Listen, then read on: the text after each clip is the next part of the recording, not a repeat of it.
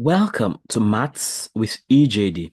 In this video, I continue to talk about partial differential equations.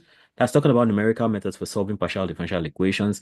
And I've decided to consider the finite difference methods, finite difference methods,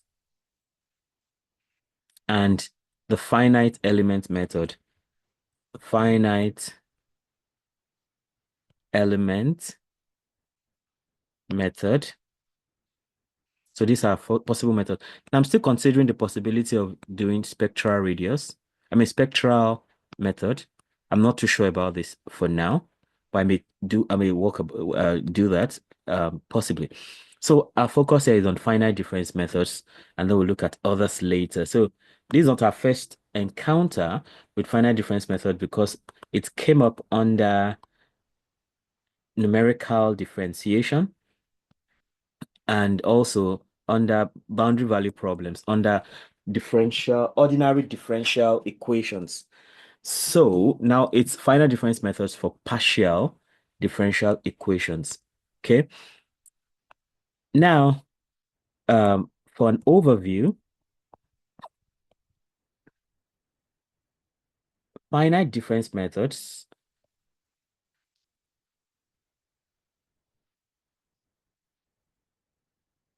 that's FDM, if you like FDMs, are numerical techniques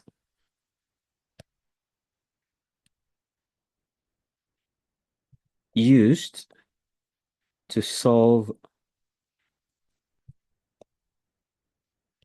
partial differential equations,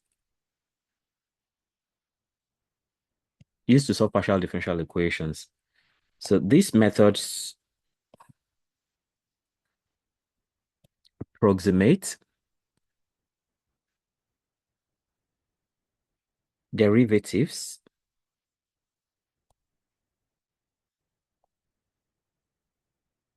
by replacing them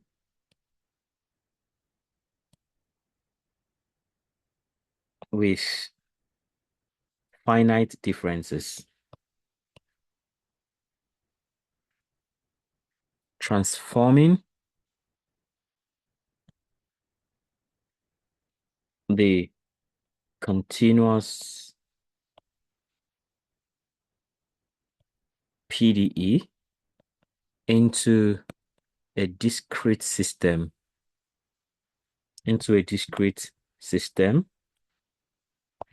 that can be solved using computers.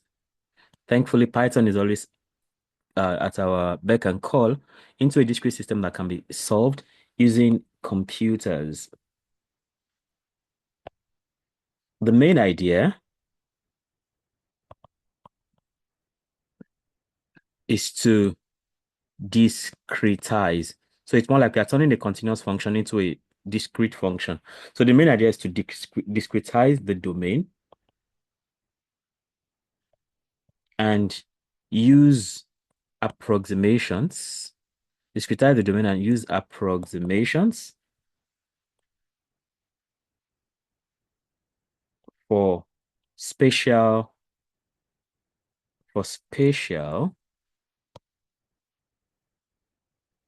and time derivatives.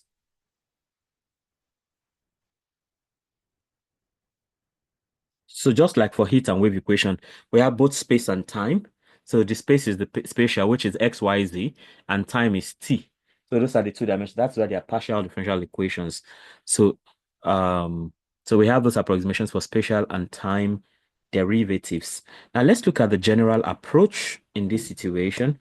General approach. So number one, we have the discretization of the domain.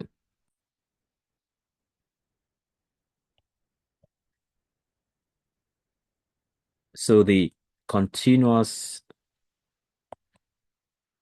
spatial and time domains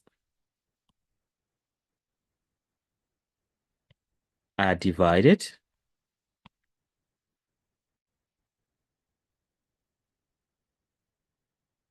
into a grid of discrete points.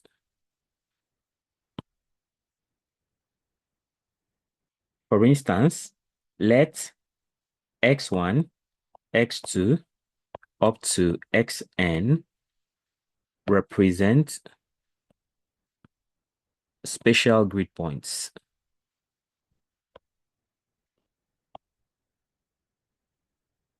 On the other hand, we say let T0, T1 up to Tm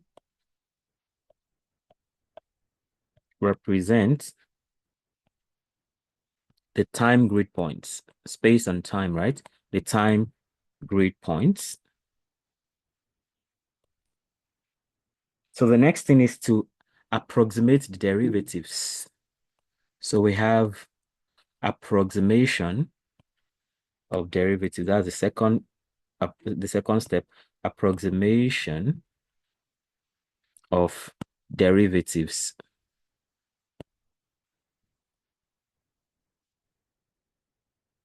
So the spatial derivatives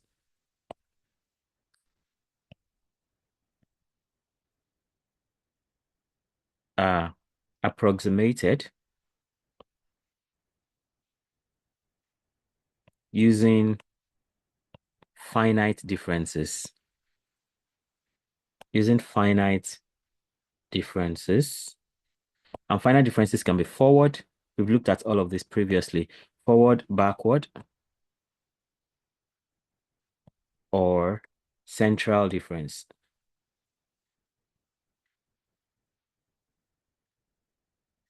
Okay. Then we also have the time derivatives, right? Time derivatives can be approximated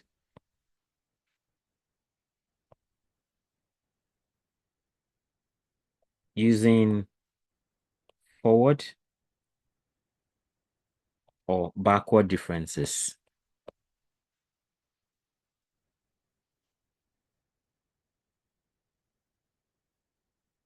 Depending on the method.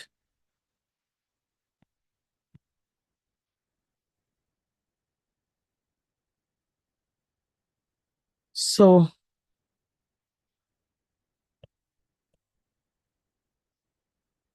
with that in place, can we look at an example? Consider the one-dimensional heat equation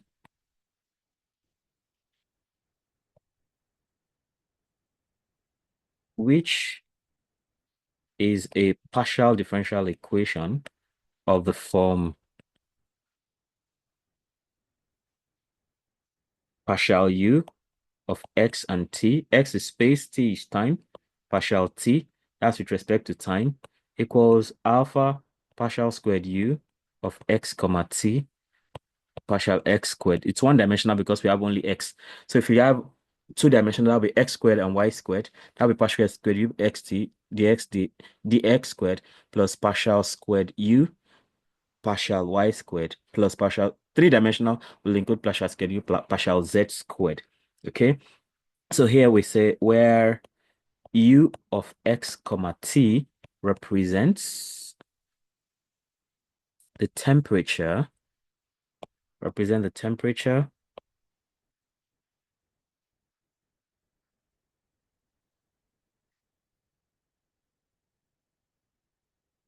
at position x and time t. And alpha is the thermal diffusivity constant.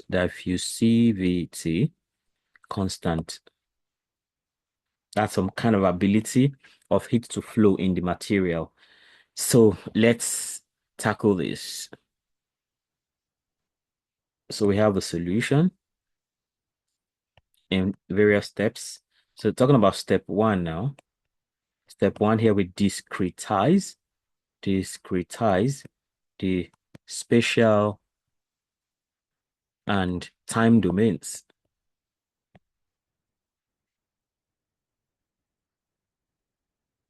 Okay. So for the spatial domain, right? Like we said before, spatial domain.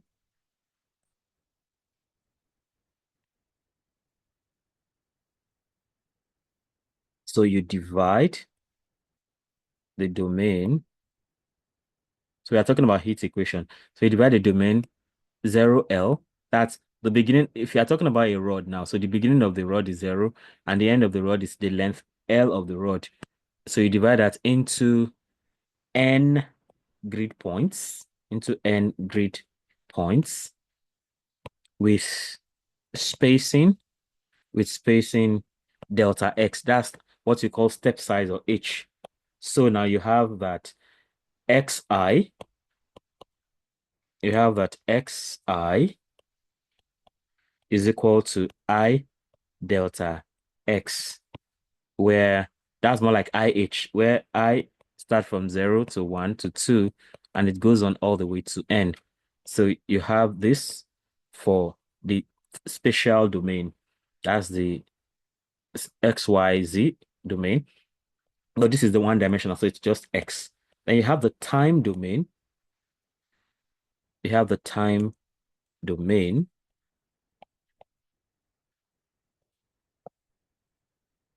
So here you divide the time domain into m grid points, with spacing delta t, so that t sub n is equal to n delta t, where n is equal to 0, 1, 2, up to m.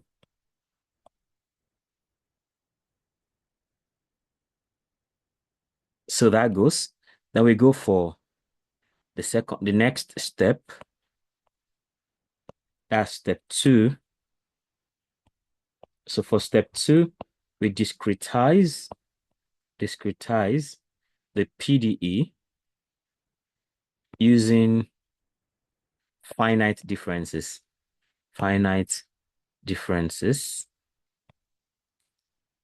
So for the heat equation, equation,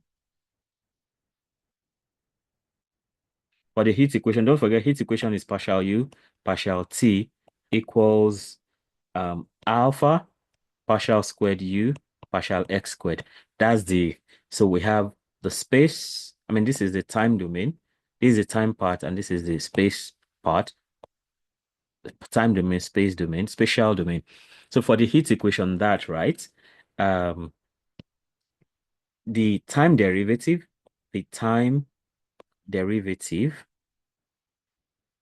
can be approximated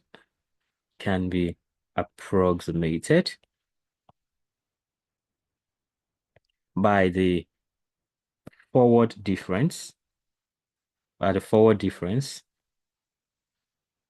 because it is of one order, so forward difference is appropriate for it. It's just order 1 partial derivative, so partial U, partial T.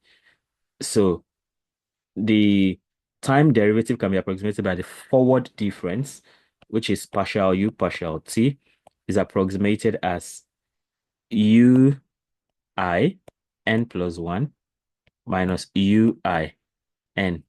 Normally, we can even say it's UI. Okay, yeah, we are doing this because of the next thing we are going to do, right? So all this divided by delta t, that's the little difference in time, the time step, so to speak. So that's that. So for the heat equation, the time derivative can be approximated by the forward difference. That. Then on the other hand, the spatial second derivative, so you can see the spatial, this is actually of order 2. So this is of order 1, order 2. So the spatial second derivative can be approximated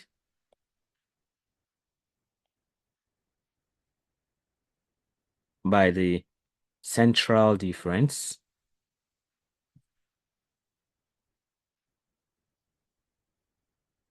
So the central difference is partial squared u partial x squared, which is approximated as u I plus 1 of n minus 2 ui n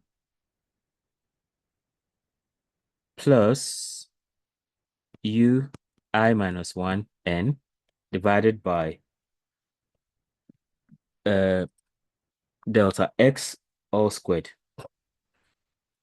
In fact, normally I should have written this in this color, but it's fine. So substituting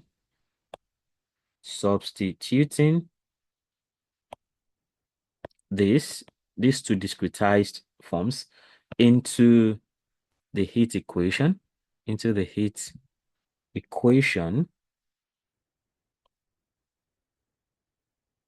gives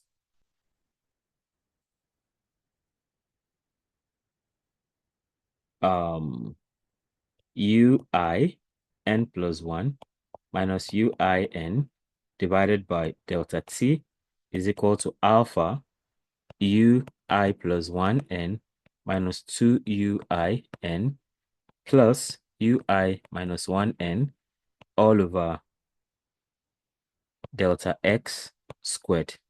Okay, so this is our heat equation now in discretized form using finite differences. Okay, so the next thing is we rearrange this equation. So rearranging this equation,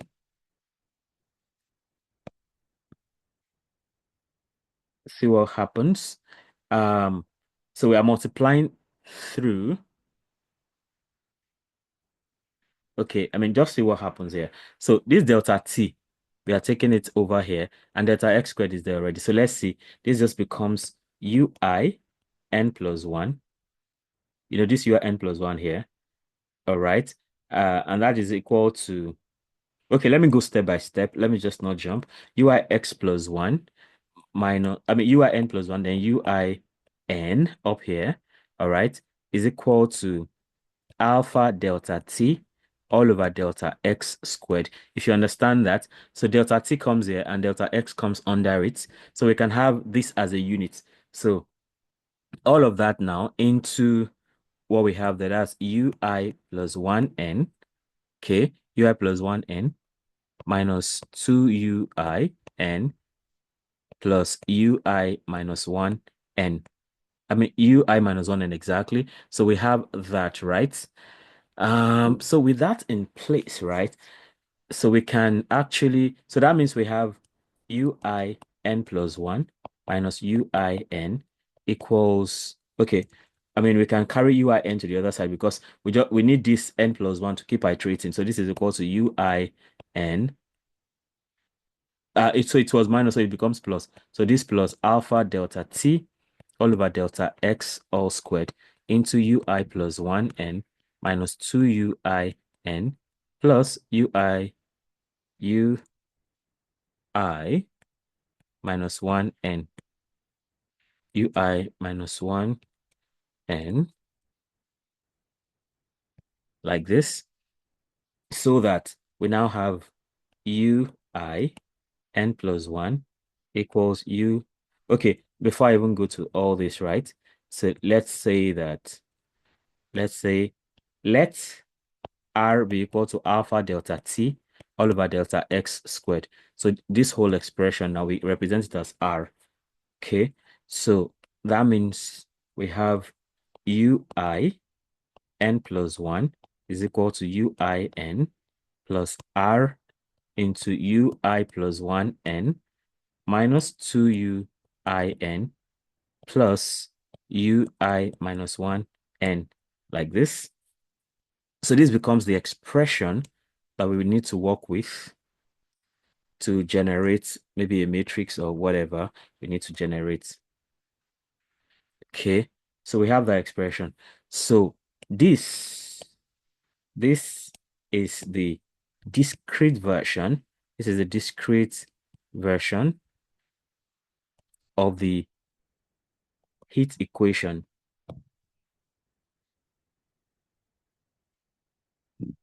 This is a discrete version of the heat equation, which can be solved, iteratively for each time step, For instance, now if we say n is equal to 0, so it means u1 n, u1 is equal to u naught plus r into ui plus 1 naught minus 2ui naught plus ui minus 1 naught. So that's taking care of the space side of things. Then we now begin to talk about the time. So if the time, from what we can see here, right, the I has got to be like it has to start from 1. All right, so that we can have u2 minus u2u1 plus u naught, and on the other side here you have u1 and all that. So, but then that's like it's two-dimensional, right? So you are taking care of n, you are taking care of I, and that's why computation is the best way to go. So, but then let's go to step 3, since computing is just the key in this situation. So it's better to just move on to 3. So we go for step 3. So in step 3, we're talking about the boundary and initial conditions. Boundary and initial conditions. So for boundary and initial conditions, right? So to solve that equation, to solve this equation, we need initial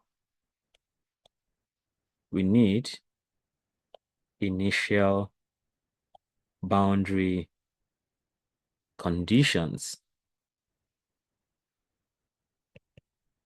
So first of all, we need initial and boundary conditions, actually. We need initial and boundary conditions. So first of all, initial condition. So here, it's like when you talk about PDEs, you need a mixture of both initial and boundary conditions. So for the initial condition, right?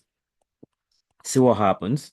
So first of all, you have this ux of 0 equals a particular function f of x for x in that domain. So for x in 0, L, okay, that's the same thing as, this is similar to saying 0 is less than or equal to x is less than or equal to L. That's the same expression. So that's talking about the length of the rod. So what this is simply telling you is that at time 0, the heat based on the length of the rod is equal to a particular function f of x, because this is space talking about the length of the rod. This is time. Time 0 means the beginning of the process. So the heat in the metal, in the rod, or whatever you're considering, is a particular function f of x, which you'll be given in a specific situation. Now,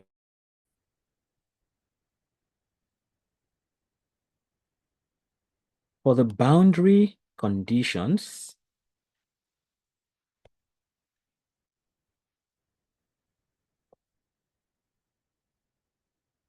so typically, right,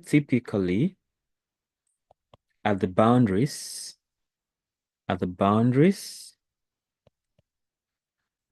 x equals 0 and x equals L, x equals 0 and x equals L, we may have Dirichlet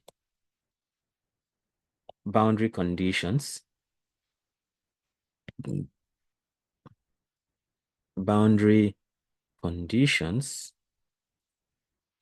e.g. u of 0, t is equal to ul, and u of L, t is equal to ur,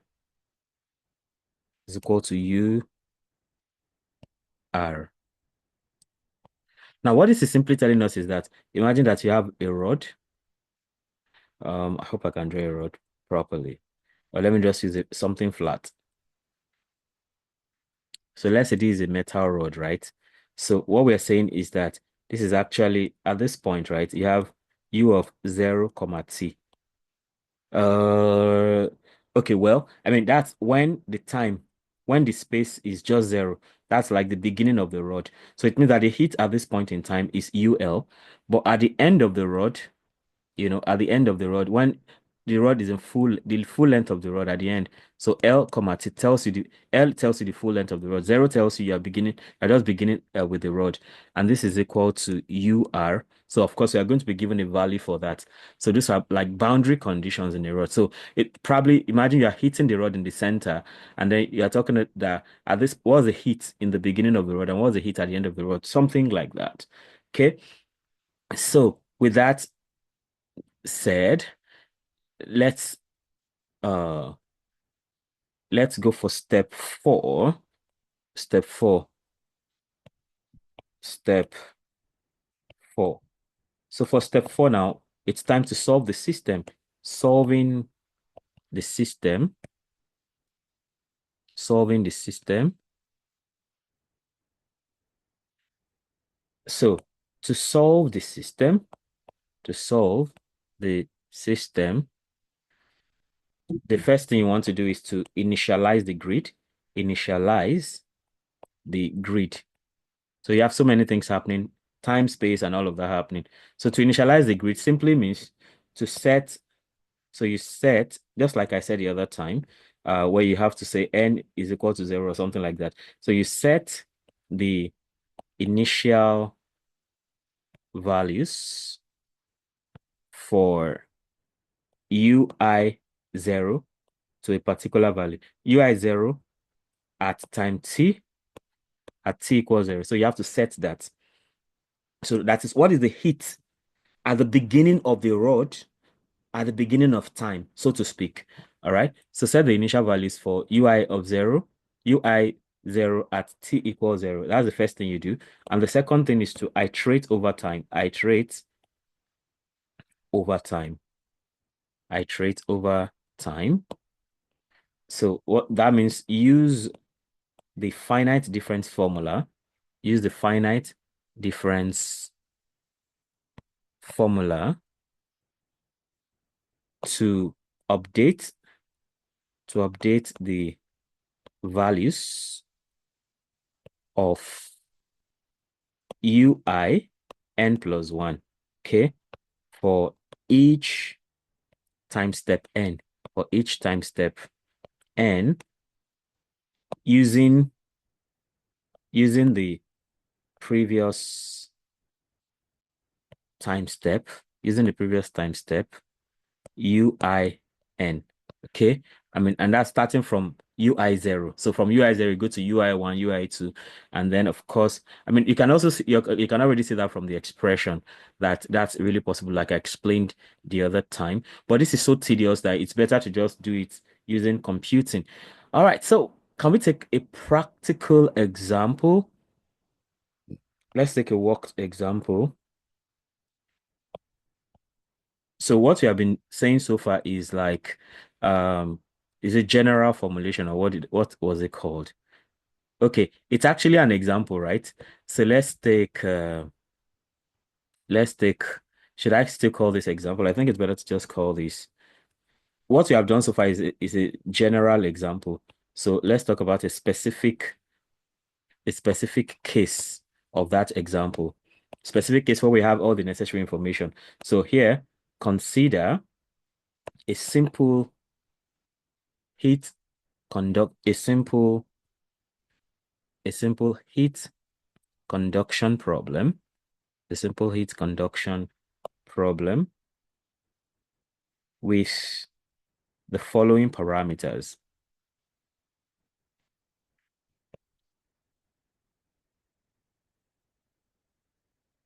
Okay, first of all, you have L to be equal to 1. The length of the rod is 1, maybe 1 meter, 1 kilometer, 1 anything, whatever that one is. Then alpha, you remember alpha is that diffusivity, so that's 0.01. Then you have step size for the length is 0.1. So we are taking it in steps of 1 each. Then you have delta t, that's step size for time. So you're checking at 0.001 seconds possibly, or minute or hour, whatever you're choosing. But let's say second, right, which is more like the standard. So you want to do it at every 0.001 second. Then afterwards, we have initial condition, initial condition, which is u x comma 0 equals 0. That means that the heat at the beginning of time, when whatever the length of the rod is actually 0. So, and that is for x belonging to 0 comma 1, or what you write as 0 less than or equal to x less than or equal to 1.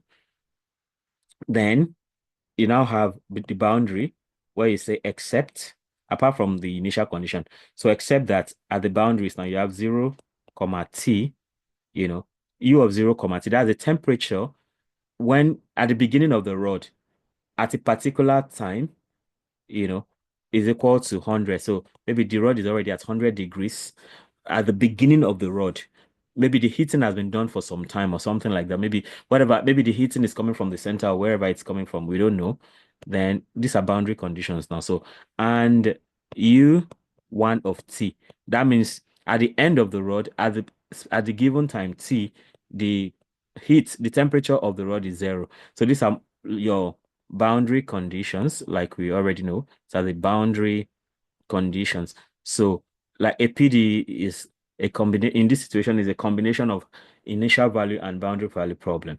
So with this in place now, then we can begin to tackle the problem. The first thing we want to do is to, as usual, discretize. So one now we discretize the spatial and time domains, spatial and time domains. So that means that the spatial grid points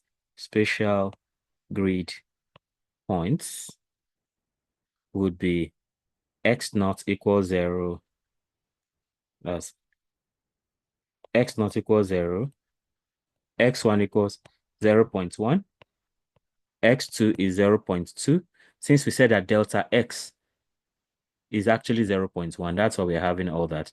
So x2 is 0 0.2, and that continues until we get to x10, which is equal to 1. So since the length of the rod is 1, so we are going every 0 0.1 meter or whatever we are unit we are using.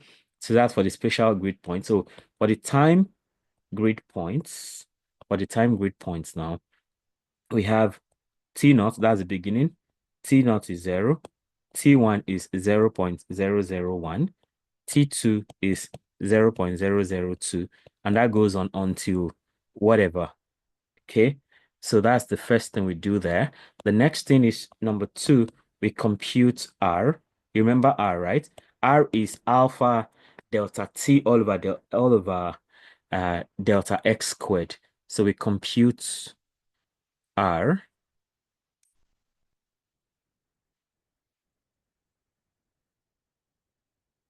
So here we compute R now. So don't forget R is equal to alpha delta T all over delta X squared. And we know alpha is 0 0.01, I believe. Where's alpha now? Alpha is 0 0.01 here. Okay. So delta T, we already know that to also be 0 0.001. That's delta T as given here. And then we have delta X squared. Delta X itself is 0 0.1. So that's all of this over 0 0.1 all squared.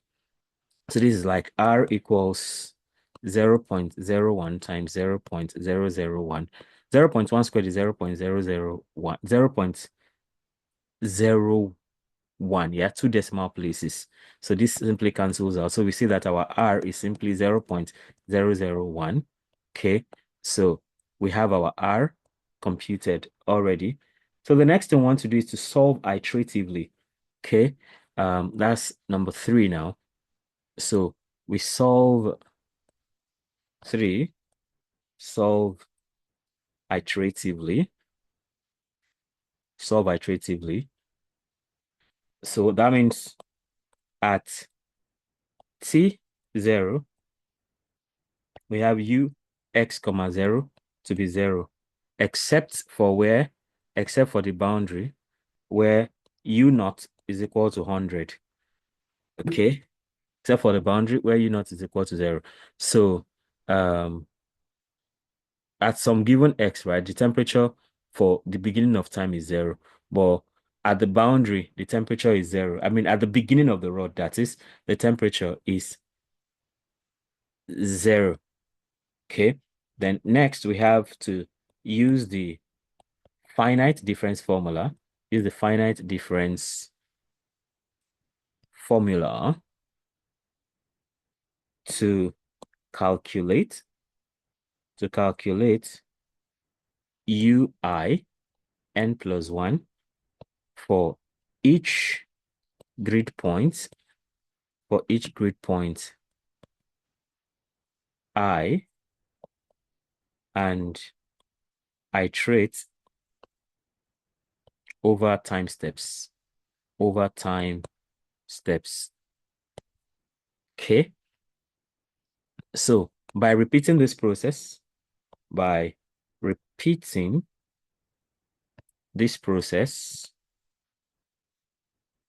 we get the temperature distribution. Get the temperature distribution,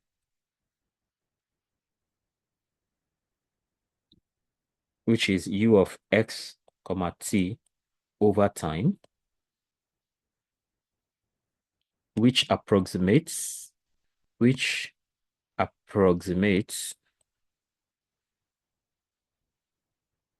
solution of the heat equation.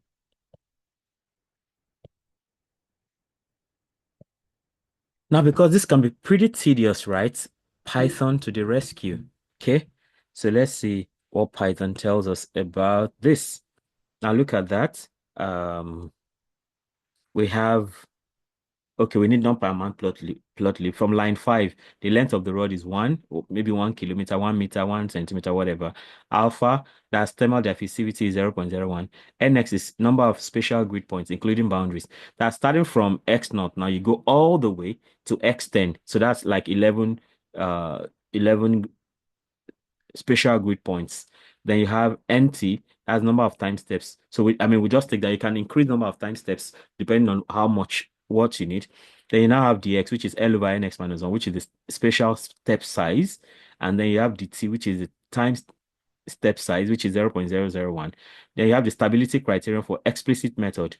So that's for R now, you have alpha delta t over delta x squared, which we already have.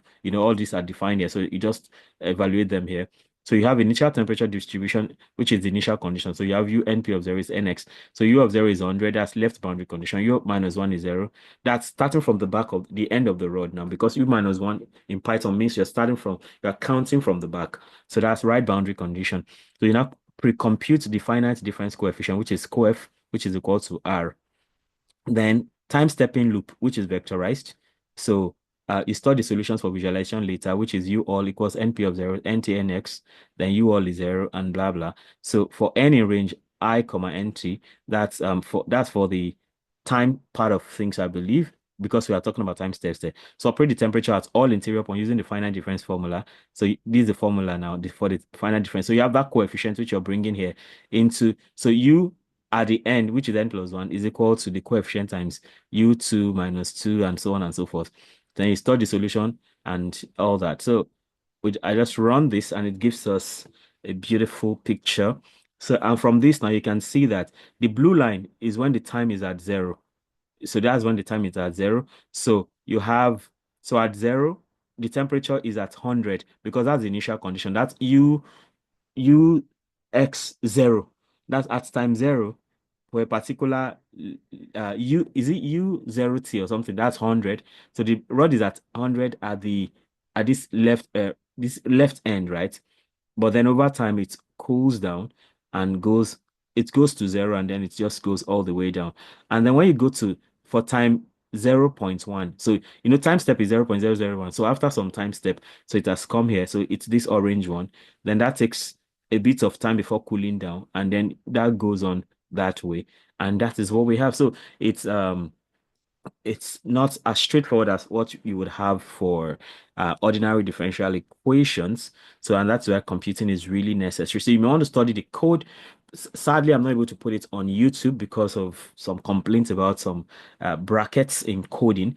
But I can actually definitely put it on Facebook. So, if you follow me on Facebook with the same name, Emmanuel Jisuyon Dansu, you can easily find these codes. You can copy them out into your own integrated development environment, ID, maybe it's a Jupyter Notebook or Spider or whatever you use, Visual VS Code or whatever. And you just copy it out and play with the code and see how that works.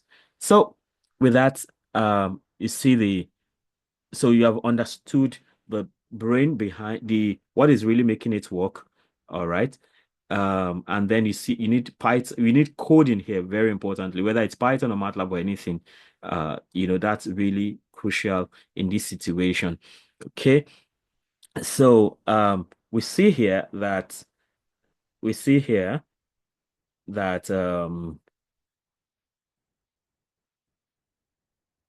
finite difference method provides a practical method for solving PDEs by discretizing both time and space, converting the problem into a set of algebraic equations. The accuracy of the method depends on the choice of grid space in delta x and delta t, as well as the boundary and initial conditions. So you need to be careful about the boundary and initial conditions you choose. All right. So um, I have, let me just drop two questions for practice and let's see what happens. Um, Practice questions. Practice questions. So you want to try your hands on this. Try to follow the steps and see how you go. So I'll just drop two of these questions. Question one, derive.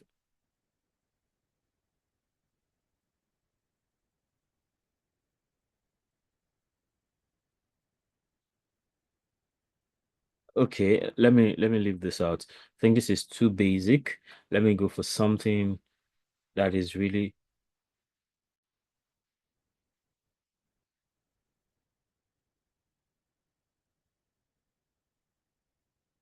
all right. Just a minute.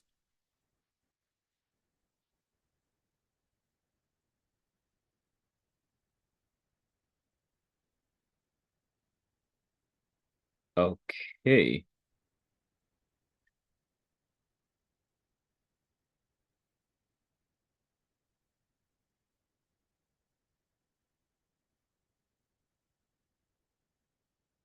So we have to I guess I want to get a simple one. Let me try to get a simple one. Um,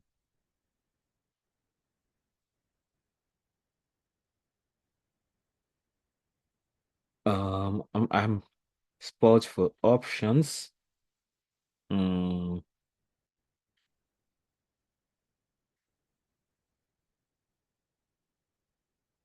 okay. Yeah, let me just say this. Derive the central difference formula. The central difference formula for the second derivative. For the second derivative, that is the squared u, the x squared, and use it to approximate, use it to approximate u prime prime 2. That's d squared u dx squared evaluated at 2 for u of x equals sine x with delta x is equal to 0.2. That's the first question. So the second question is to um the second question is to solve the heat equation. Solve the heat equation. Delta U delta T, partial U partial T equals 0.1 delta squared U delta X squared. So in this case, it means that your R is already given you, delta squared U delta X squared. So your R is already given. So choose any other things you may need and use it to solve the problem. So that goes. All right, so that we come to the end of this video with that. And if you have subscribed, thank you so much for that. If you have not, please go ahead and subscribe because there's still more to come. After this, I'll be talking about the finite element method. You don't want to miss out on that. So subscribe and hit the notification bell so you can always get alerted anytime a new video is released. Then comment, let me know how helpful these videos are. Comment also with your question, with your answers to this problem as much as possible. Then let me know if there's a problem you'd like me to solve with a topic you'd like me to teach. And lastly, like and share so that more people can have access to this great learning. Till I come your way again, keep doing maths right. Bye.